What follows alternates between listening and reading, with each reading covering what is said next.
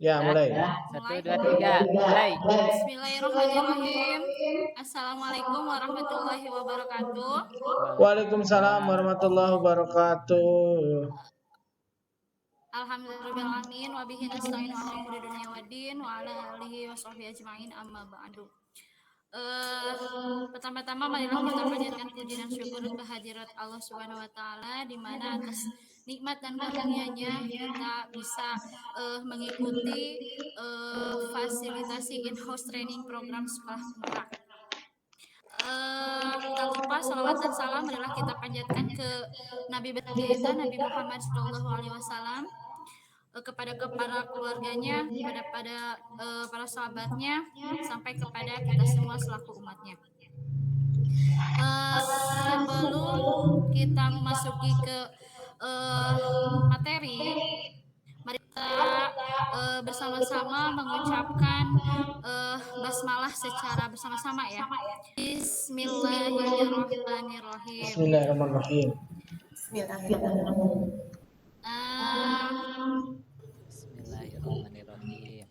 Selanjutnya, marilah kita berdoa dulu di dalam hati kita. Mari kita berdoa bersama-sama. Berdoa, mulai.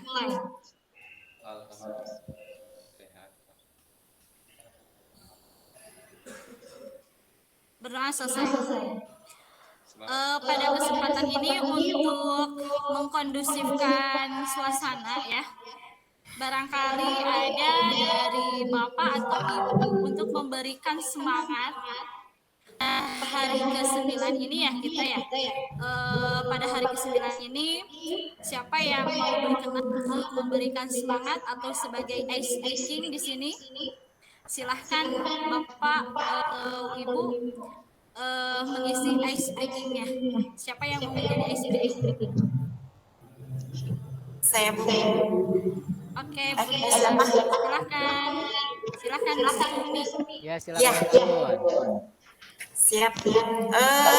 Ini untuk melatih konsentrasi ya supaya lebih semangat lagi. Jadi ini adalah lakukan apa yang saya lakukan, tapi jangan lakukan apa yang saya katakan. Paham?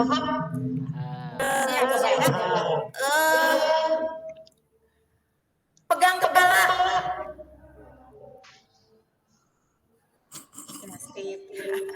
Ayo sama-sama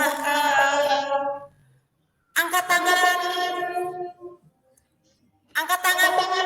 ke atas. Angkat tangan ke atas. Iya, bagus. Konsentrasinya sudah siap, sudah bagus untuk mengikuti IHT ini ya. Mungkin itu saja. Terima kasih. Ya, terima kasih Bu Sumiati. Terima kasih ya. Semoga kita akan tetap bersemangat sampai IHT ini selesai ya. Ya, terima kasih ya Bu. Selanjutnya mungkin di sini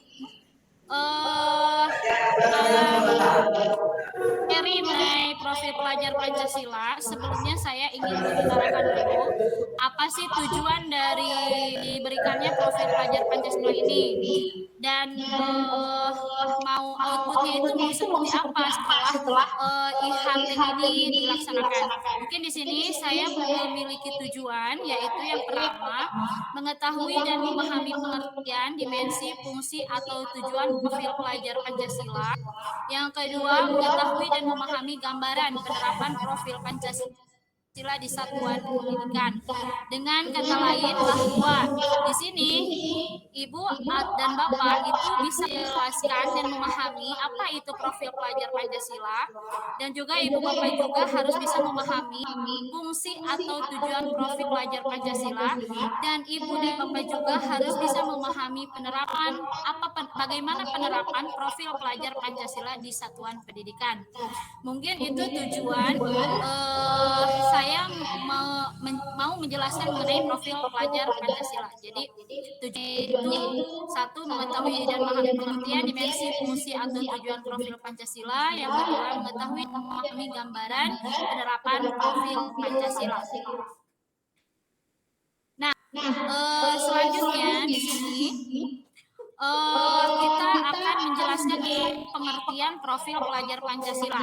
Tentunya di sini Bapak dan Ibu juga sudah mengetahui ya apa itu profil pelajar Pancasila di sini. Nah, profil pelajar Pancasila itu merupakan suatu acuan dalam menyusun visi, misi, dan tujuan di satuan pendidikan. Nah, tentunya di sini yang telah kita ketahui bahwa Pancasila dirancang untuk menjawab satu pertanyaan besar, yaitu pelajar dengan profil kompetensi seperti apa yang ingin dihasilkan oleh sistem pendidikan Indonesia saat ini. Nah, pelajar Indonesia merupakan pelajar sepanjang hayat yang memiliki kompetensi global dan berperilaku sesuai dengan nilai-nilai Pancasila. Pernyataan ini berkaitan dengan dua hal, yaitu kompetensi untuk menjadi warga negara Indonesia yang demokratis dan untuk menjadi manusia unggul dan produktif di abad 21. Nah, di sini juga ya telah saya bahwa pengertian profil pelajar Pancasila itu merupakan karakter dan kemampuan yang dibangun dalam keseharian dan dihidupkan dalam diri setiap individu. Peserta didik melalui budaya sekolah, pembelajaran, intrakurikuler, proyek penguatan profil pelajar Pancasila maupun ekstrakurikuler. Nah, di sini Bapak dan Ibu yang saya hormati, bahwa tadi yang telah saya katakan bahwa pelajar Indonesia merupakan pelajar sepanjang hayat yang memiliki kompetensi global dan berperilaku sesuai dengan nilai-nilai Pancasila. Nah, Bapak dan Ibu, di sini juga dari peserta didik Indonesia yang diharapkan dapat partisipasi juga dalam pembangunan global yang berkelanjutan serta tangguh dalam menghadapi berbagai tantangan. Nah, maka dari itu, profil pelajar Pancasila memiliki 6 kompetensi yang dirumuskan sebagai dimensi kunci. Nah, di sini ke-6 saling berkaitan dan menguatkan sehingga upaya mewujudkan profil pelajar Pancasila yang utuh membutuhkan kembangnya ke-6 dimensi tersebut secara bersama atau tidak parsial.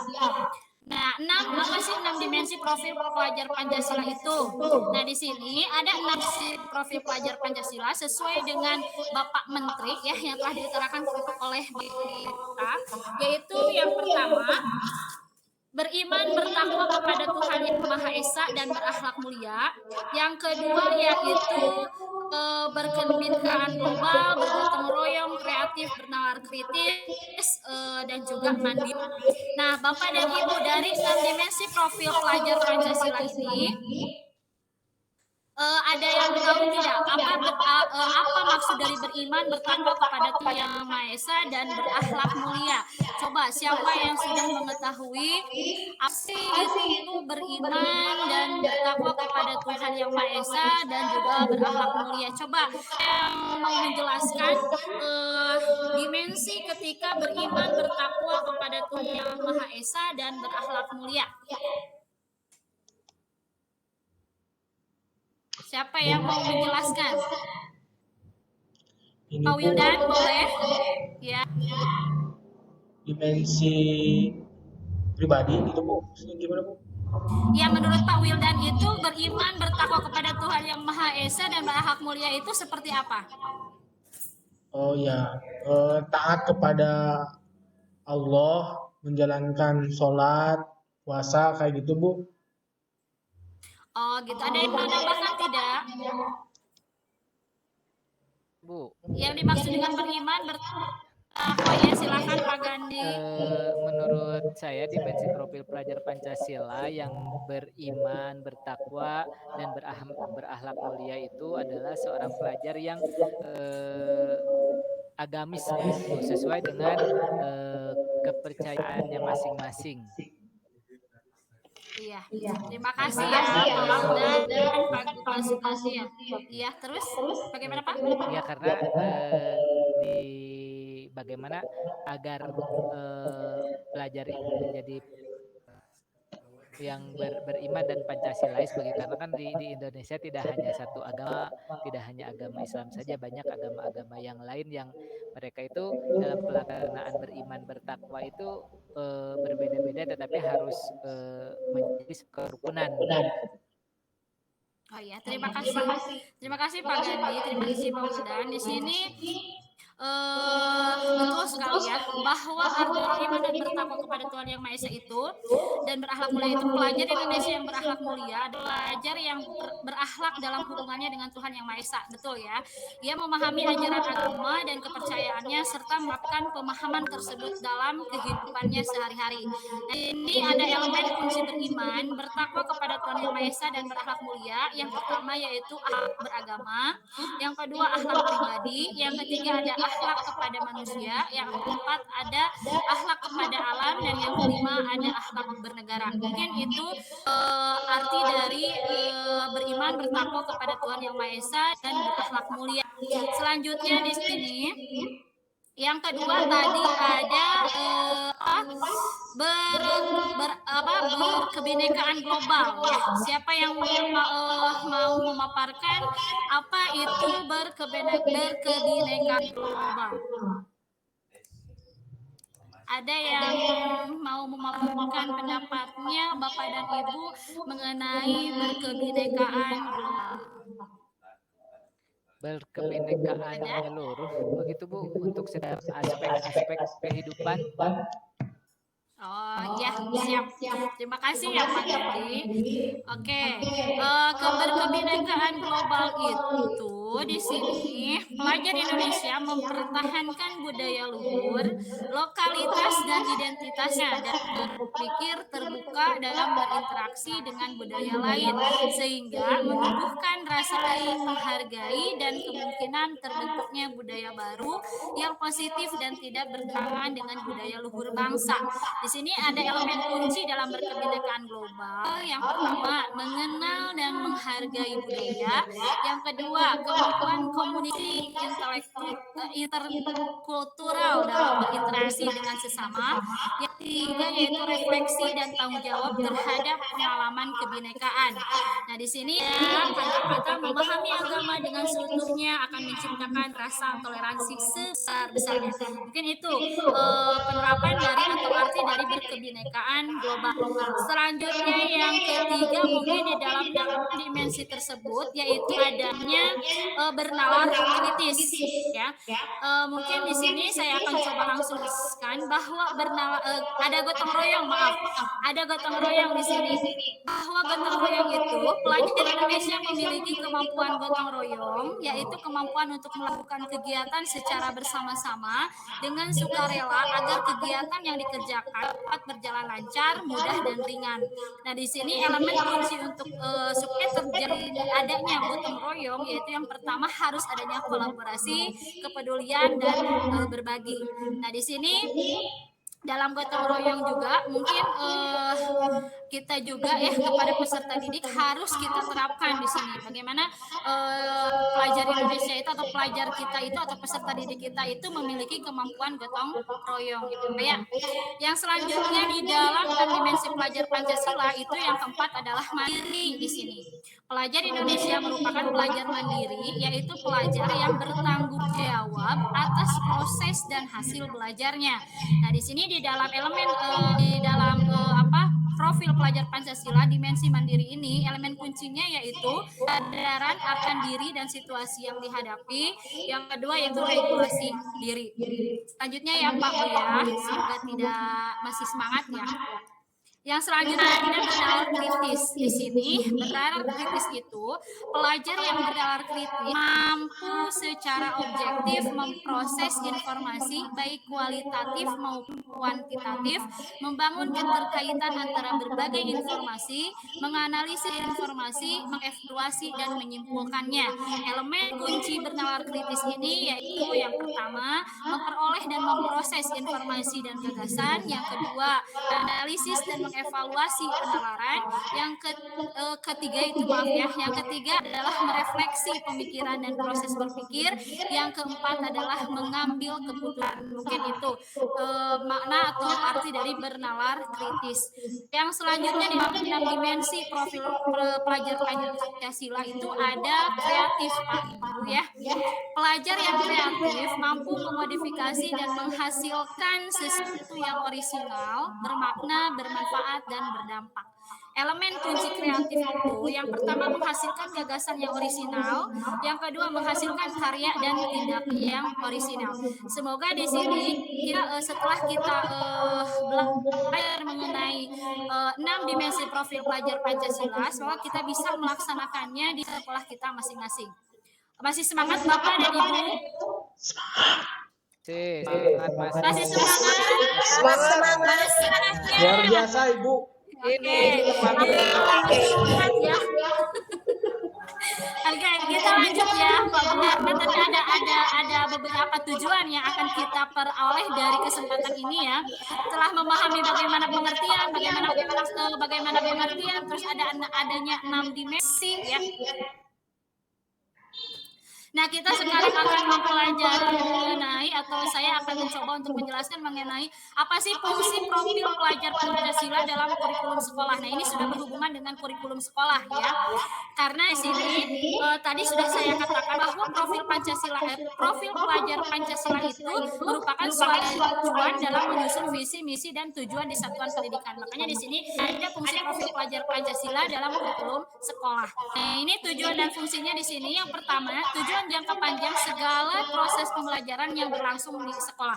Maksudnya di sini sudah tadi saya katakan bahwa pelajar Indonesia merupakan pelajar sepanjang hayat yang memiliki kompetensi global dan berperilaku sesuai nilai Pancasila. Yang kedua, fungsi profil pelajar Pancasila dalam kurikulum sekolah adalah kompetensi dan perlu dikembangkan oleh setiap warga sekolah. Seperti halnya yang tadi, yang 6 dimensi tadi ya Pak Ibu ya. Yang ketiga yaitu benang merah yang menyatukan segala praktik jalankan di sekolah. Maksud benang merah di sini adalah sesuatu yang menghubungkan beberapa faktor sehingga menjadi satu kesatuan yang utuh di sini. Nah, di situ makanya di sini bahwa di dalam fungsi profil pelajar Pancasila itu yang merupakan fungsi ketiga yaitu benang merah yang menyatakan segala praktik yang dijalankan di sekolah. Mungkin itu ya gambaran fungsi profil pelajar Pancasila. Selanjutnya ya, karena tadi sudah saya katakan bahwa tujuan adalah Bapak dan Ibu harus bisa memahami gambaran penerapan profil Pancasila di satuan pendidikan. Nah, ini gambaran penerapan profil Pancasila di satuan pendidikan. Yang pertama adalah budaya sekolah, di mana di sini budaya sekolah itu harus dikaitkan dengan iklim sekolah, kebijakan, pola interaksi dan komunikasi serta norma yang berlaku di sekolah. Yang kedua, adanya intrakurikuler, muatan pelajaran kegiatan atau pengalaman belajar. Yang ketiga, proyek penguatan profil pelajar Pancasila, di mana di sini proyek penguatan profil Pancasila itu merupakan proyek lintas disiplin ilmu yang kontekstual dan berbasis pada kebutuhan masyarakat atau permasalahan di lingkungan sekolah. Yang keempat, harus adanya gambaran penerapannya itu harusnya ekstrakurikuler, di mana di sini ada kegiatan untuk mengembangkan minat dan bakat peserta didik. Mungkin itu gambaran penerapan profil Pancasila di satuan pendidikan. Selanjutnya, penerapan profil Pancasila itu mungkin di sini ada tujuan, metode, dan hasil. Nah, di sini kita akan bandingkan bagaimana tujuan dalam intrakurikuler, proyek penguatan profil pelajar Pancasila, dan juga program ekstrakurikuler. Tujuan dari program intrakurikuler di sini yaitu mengembangkan kompetensi pelajar sesuai capaian pendidikan. Sedangkan tujuan untuk proyek penguatan profil pelajar Pancasila yaitu menguatkan profil pelajar Pancasila dan membangun pemahaman mengenai isu-isu penting dan melatih kemampuan penyelesaian masalah dalam tema atau isu penting tertujuan pembangunan berkelanjutan. Nah, sedangkan di sini Bapak dan Ibu bisa dibaca ya, ada tujuan, ada metode, dan juga terakhir ada hasil di sini. Nah, ini Bapak Ibu bisa baca sendiri ya penerapan profil Pancasila di satuan pendidikan. Nah, semoga saja di sini kita bisa menerapkan 6 dimensi yang berada dalam profil pelajar Pancasila ya di sekolah kita masing-masing, sehingga kita bisa menentukan tujuan supaya tujuan sekolah kita atau tujuan terhadap peserta didik itu bisa tercapai. Saya ucapkan terima kasih. Assalamualaikum warahmatullahi wabarakatuh.